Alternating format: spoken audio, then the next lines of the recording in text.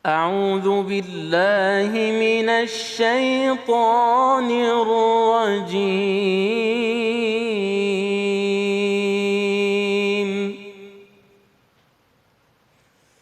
بسم الله الرحمن الرحيم.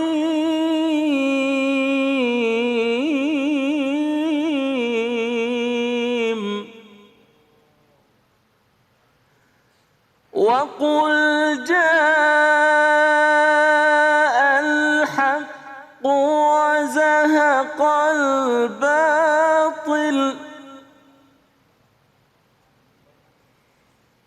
إن الباطل كان زهوقا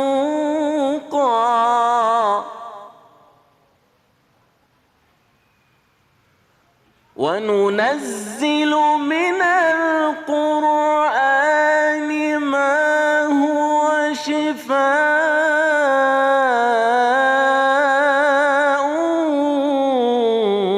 ورحمة للمؤمنين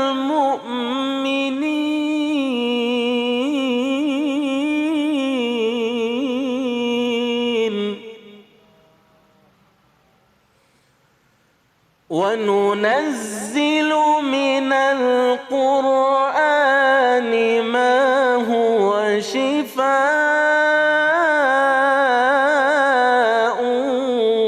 ورحمة للمؤمنين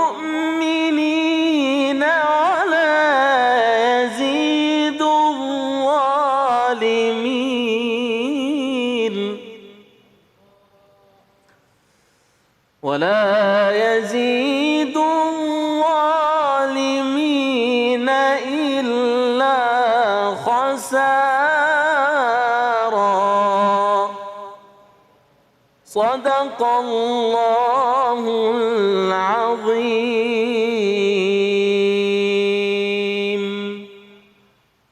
Assalamualaikum warahmatullahi wabarakatuh. Alhamdulillah wassalatu wassalamu ala rasulillah sayyidina wa maulana Muhammad ibn Abdillah la haula wa la quwata illa billah amma ba'du. Maha benar Allah dengan segala firman-Nya. Terima kasih kepada Syekh Oda yang telah melantunkan ayat-ayat suci Al-Quran. Semoga menjadi ibadah bagi yang membaca dan umumnya bagi kita semua yang mendengarkan. Dengan senang hati, Abi Gifran kembali menyapa para pemirsa dimanapun berada dalam program Cahaya Hati Indonesia. Insya Allah siang ini kita akan mengangkat tema-tema yang begitu menarik. Di antaranya ayat Quran obat kehidupan. Yang kedua, agama itu menghadirkan ketentraman dan kepastian atau Islam KTP. Insya Allah tema-tema tadi akan diangkat oleh guru-guru kita, Al-Ustadz Kiai Haji Bobi Herwibowo, yang kedua Kang Rashid, dan yang ketiga oleh Ustadz Muhammad Mudrik. Insya Allah ilmu yang kita dapat akan menjadi keberkahan buat kita semua. Selain itu, bagi para pemirsa yang ingin ikut ngaji bersama kita, nanti kita akan ada segmen ngaji bersama guru kita Ustadz Munawir Ngacir. Jangan lupa kami tetap mengingatkan kepada para pemirsa untuk selalu menjaga protokol kesehatan, di antaranya mencuci tangan, menggunakan masker, menjaga jarak, menghindari kerumunan, dan membatasi diri dari pepergian. Hari ini kita berada di Masjid Al-Ikhwan, Tebet. Assalamualaikum ibu-ibu. Sehat semuanya? Alhamdulillah. Sebelum kita berbincang lebih luas dengan guru-guru kita yang ada di tengah-tengah kita semua, sebelumnya kita saksikan VT yang berikut ini. Sepanjang perhelatan MotoGP Mandalika banyak kejadian yang menyita perhatian dunia, mulai dari pawang hujan hingga Marc Marquez yang absen karena kecelakaan saat pemanasan.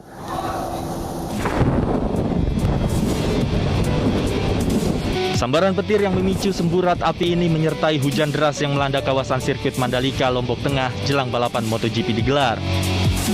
Akibat hujan deras, balapan terpaksa tertunda hingga 1 jam.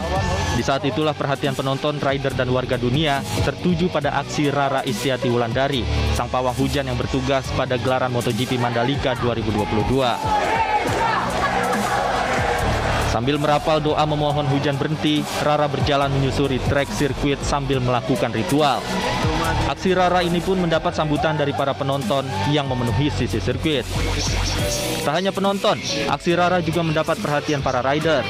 Bahkan rider tim Monster Energy Yamaha ini sempat menirukan aksi ritual Rara. Meski menuai pro kontra, namun aksi Rara saat mendoakan hujan berhenti agar balapan bisa dimulai mendapat pengakuan. Bahkan melalui akun sosmednya, MotoGP mengakui keberhasilan kerja Rara. Pemirsa, ini tayangan yang sangat menjadi viral di negeri kita. Kita ikut sejenak mengomentari, bahkan mungkin mudah-mudahan ini banyak ilmu buat kita semua. Kita menyapa kepada guru-guru kita semua yang ada di tengah-tengah kita. Assalamualaikum warahmatullahi wabarakatuh. Guru-guru sehat? Waalaikumsalam warahmatullahi wabarakatuh. Ibu Bobi sehat? Alhamdulillah. Kang Rashid sehat? Ustadz Mudrik sehat? Baik, dari tayangan tadi saya minta kepada Ustadz Bobi bagaimana agama Islam menyikapi tentang kebesaran Allah yang bernama hujan ini. Bismillahirrahmanirrahim. Assalamualaikum warahmatullahi wabarakatuh. Alhamdulillah. Assalamualaikum warahmatullahi wabarakatuh. Wassalatu wassalamu ala asyrafil anbiya wal mursalin sayyidina wa habibina wa maulana Muhammadin wa ala alihi washabihi ajmain amma ba'du. Hujan itu kebesaran Allah Subhanahu wa taala jemaah. Dan dia adalah anugerah. Anugerah. Kalau bumi ini tidak ada hujan, maka insya Allah kering kerontang dan kita kesusahan. Air susah dan penghidupan semuanya bakal susah. Dan hujan itu adalah keberkahan yang Allah turunkan.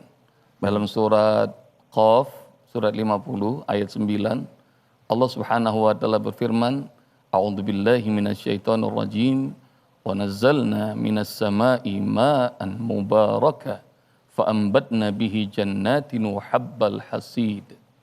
Kami turunkan dari langit ma'an mubaraka, air yang penuh dengan keberkahan. Dan kemudian banyak tumbuh-tumbuhan bisa tumbuh dari air yang Allah turunkan itu. Rasulullah SAW dalam riwayat pernah begitu hujan turun, Rasulullah keluar ikutan main hujan tuh, Ustaz Abe. Ikutan main hujan, Guru? Main hujan. Dan para sahabat kemudian melihat Rasulullah dan kemudian ikutan. Dan begitu ikutan, kata Rasulullah, air ini baru datang dari Robnya. Masya Allah. Bagusnya kemarin di Mandalika tuh semua pembalap ikutan mandi hujan harusnya ya. Benar.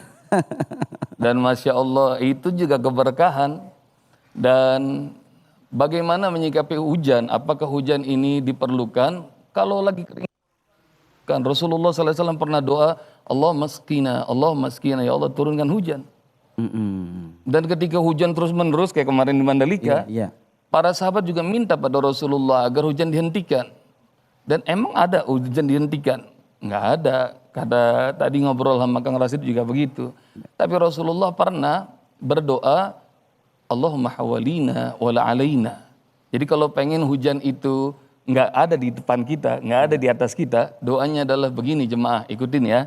Yang di rumah ikutin. Allahumma, coba. Allahumma hawalina wala alaina. Udah hafal belum? Lagi ya. Allahumma hawalina wala alaina. Ya Allah, berikan hujan di sekeliling kami, bukan di atas kami. Jadi itu digeser sama Allah, lewat malaikat digeser. Kemana? Ke bukit-bukit, ke bebatuan, kepada pepohonan yang membutuhkan. Masya Allah, terima kasih Guru, luar biasa.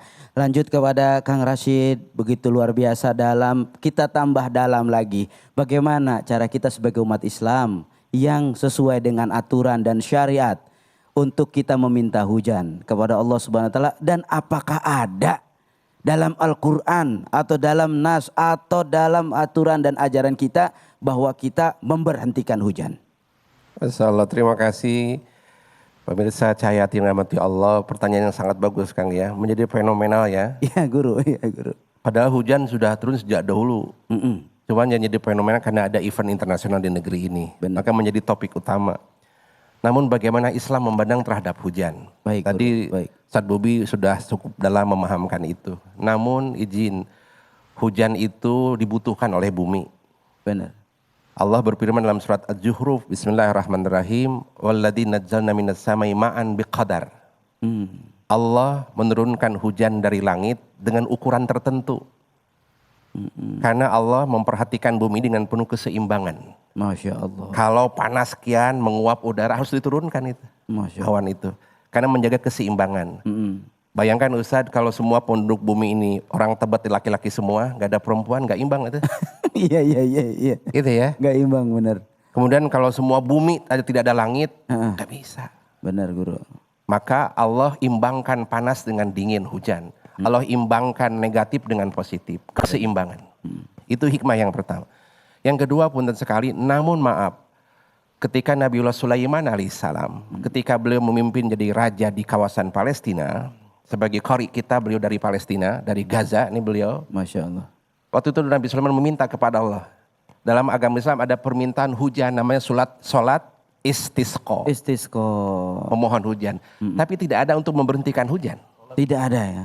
Sholatnya untuk meminta hujan. Iya, istisqa gitu namanya. Nah maka karena itu Kang Rasid ini hujan berlebihan, maka bertemanlah kepada pemilik hujan. Allahu Akbar. Kalau hujan berlebih atau banjir DKI Jakarta itu. Berteman dengan api, jangan kelebihan apinya, kebakaran hutan Amerika. Masya Allah. Jadi deketinlah pemilik hujan, deketin pemilik api. Siapa dia? Allah Subhanahu wa taala. Jadi ketika nampak kemahakuasaan Allah di muka bumi ini, tampakkan kehambaanmu kepada Allah. Jadi betul tadi Ustaz Bim menyampaikan, Allahumma hawin hawalina wala aina. Kalau hujan turun berlebihan ya Allah, tolong geserkan ke sekitar kami, jangan di atas kami. Digeser oleh malaikat sembako Ustaz. Malaikat sembako itu malaikat Mikail yang menggiring angin. Awan di atas Tebet kebanyakan giring ke Tasikmalaya gitu. Sehingga hujan pindah, bukan diberhentikan. Benar. Nah maka pun sekali, kalau tahu terjadi itu kemahakuasaan Allah. Gitu. Izin pun sekali, kalau meminta pun ketika Allah memberi bukan sebab doamu. Hujan turun, oh berkat sholat kita, berkat doa kita, bukan. Kita berdoa itu adalah menampakkan kehambaan kepada Allah. Baik. Kita sholat istisqa menampakkan kehambaan kepada Allah. Imam Ibnu Athaillah menyampaikan, wala takun doa katasbiban ilal ata' minhu. Jangan jadikan sholatmu, jangan jadikan doamu sebagai sebab datangnya pertolongan Allah. Sebab punten Allah itu tidak diminta sudah ngasih rezeki. Punten waktu bunda ayahanda ketika bayi di dalam rahim ibu, pernahkah bunda sholat? Tidak. Bunda lahir usia 7 tahun, pernahkah sholat? Tidak. Rezeki berhenti? Tidak. Tetap dikasih rezeki. Tetap dikasih, benar. Jadi doa itu bukan untuk, jangan engkau anggap Allah itu sebagai mitra bisnismu. Ya Allah aku sudah sholat, mana pahalanya? Ya Allah aku sudah istisqa, mana hujannya? Jadi yang dituntut di situ adalah penghambaan kepada Allah. Menghamba saja. Wujud ikhtiar aja ya. Ini hanya wujud ikhtiar. Benar, Masya Allah. Kalau hilang sifat ubudiyahmu kepada Allah, punten sekali. Nabi Ibrahim menampakkan kehambaannya, didinginkan itu api. La yana rukuni bardan wasalaman. Jadi dengan hadirnya hujan, tampakkan kehambaan Allah, itu waktu mustajab meminta kepada Allah. Masya Allah, luar biasa. Terima kasih Kang Rasid, begitu menambah dalam lagi pembahasan hari ini. Kiai Mudrik, bagaimana hikmah diturunkannya hujan? Terima kasih Cahaya Hati Indonesia. Dengan hikmah hujan, alhamdulillah kita yang tadinya sawah kekeringan menjadi subur. Terus kita tidak bisa minum, dengan ada air hujan kita bisa minum. Ini adalah kenikmatan dari Allah yang sangat luar biasa yang harus kita syukuri. Karena kalau kita 1 tahun kita tidak ada hujan, pasti kita kelapakan. Kemana kita cari air minum? Betul. Justru ini adalah kenikmatan yang luar biasa yang Allah berikan kepada kita, sehingga kita mesti disyukuri. Bukan kita untuk dijauhkan masalah hujannya itu. Sehingga Allah berfirman dalam Quran, wa in ta'udu ni'matallahi la tahsuha. Bila kita menghitung-hitung kenikmatan Allah maka takkan terhitung. Nah, salah satunya ini kita meminta hujan kepada Allah, dan tadi dikatakan dengan Kang Rasid yaitu dengan melalui salat istisqa. Yang menurunkan hujan adalah malaikat Mikail. Betapa besar kenikmatan yang Allah telah berikan. Dengan tadi hikmahnya hujan, orang tidak bisa minum jadi bisa minum.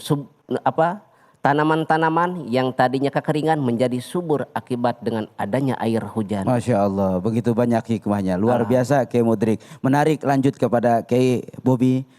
Bagaimana kita nih jangan sampai jadi orang yang akhirnya tersesat dalam amal. Banyak seorang yang akhirnya mereka lupa bahwa yang mereka lakukan malah mendahului Allah Subhanahu wa taala. Seperti apa pandangan guru?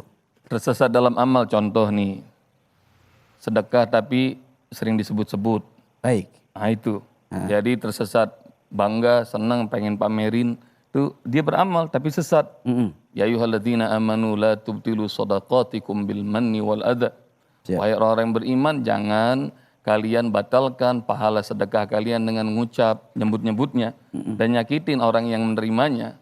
Jadi kalau dia mau beramal, beramal aja. Kata Rasulullah SAW, salah satu ciri orang yang nanti akan mendapatkan naungan Allah di hari kiamat yang 7 golongan, salah satunya adalah rajulun anfaqa yaminuhu la tadri shimaluhu. Tangan kanannya berinfak, tangan kirinya nggak usah tahu. Masya Allah. Nah, jadi simpen, jadi jagain keikhlasan pada Allah dan jangan sampai kita ujub, riya, takabur, bahkan berlebih-lebihan dalam ibadah. Masya Allah, menarik dengan kata uzub ini.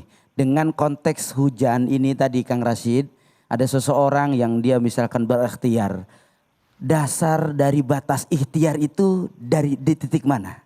Sampai jangan melampaui pada haknya Allah. Ya, terima kasih Ustadz. Wilayah hamba adalah berusaha dan berikhtiar. Kalau boleh dirumuskan, kita punya misi utama hadir di muka bumi adalah untuk beribadah kepada Allah. Baik. Tetapi ibadah itu diterjemahkan dengan 3 hal. Pertama, wilayah kita ada 3. Pertama, kita berdoa, wilayah Allah mengijabahi doa. Benar, Guru. Kita beribadah, wilayah Allah memberikan pahala. Benar. Kita berikhtiar, wilayah Allah memberikan rezeki. Nah, benar. Jangan pernah loncat ke wilayah Allah. Ya Allah, saya sudah 1 jam jualan tapi belum dapat apa-apa. Pelit banget sih Allah teh. Dia sudah loncat ke ranah Allah. Iya. Jadi batasannya jelas. Wilayahmu adalah berdoa, wilayahmu beribadah, wilayahmu adalah ikhtiar usaha. Wilayah Allah mengijabahi doa, wilayah Allah mengkabulkan hajat, dan wilayah Allah memberikan rezeki. Jangan pernah loncat ranah ke wilayah Allah. Masya Allah, luar biasa, luar biasa. Tambah dalam lagi. Kayak Mudrik, boleh menambahkan dari batas ikhtiar manusia.